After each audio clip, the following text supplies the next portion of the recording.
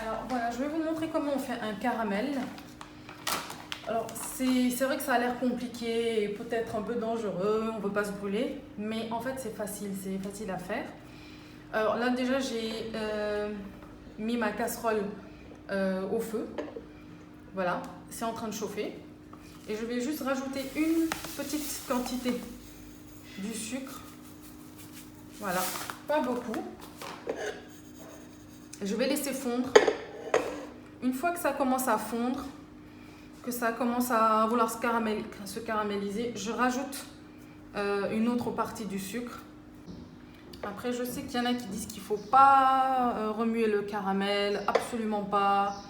Voilà, je ne suis pas une experte du caramel, mais à un moment donné, je prends une spatule et je remue.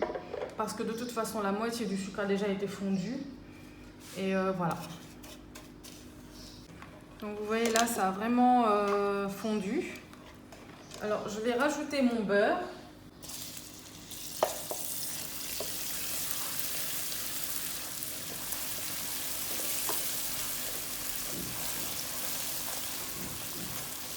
Et j'ai ma crème chaude que je vais rajouter après. Alors vous pouvez choisir de vous arrêter là, de n'ajouter que du beurre. Le caramel sera plus ferme, voilà. Si vous voulez monter le caramel comme on monte une ganache, vous pouvez rajouter votre crème et ensuite quand elle sera bien froide, vous pourrez la monter. Ça fera une mousse, une sorte de mousse au caramel. Donc je vais rajouter la crème chaude. Alors c'est important de rajouter la crème chaude. Alors vous avez toute la buée sur l'objectif de la caméra. Alors moi j'ajoute de la crème chaude parce que si vous ajoutez la crème froide, ça risque d'être difficile à incorporer au mélange chaud. Voilà. Donc voilà, le caramel est prêt.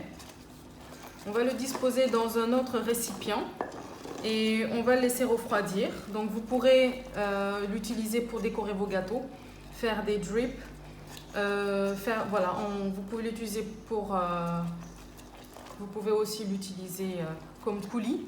Et moi c'est ce que je vais faire. Voilà. Donc je vous mettrai le lien d'une recette que j'ai faite récemment à base d'arachide et de mouraké. Alors il s'agit d'un gâteau de crêpes et parmi les ingrédients donc on aura besoin de caramel.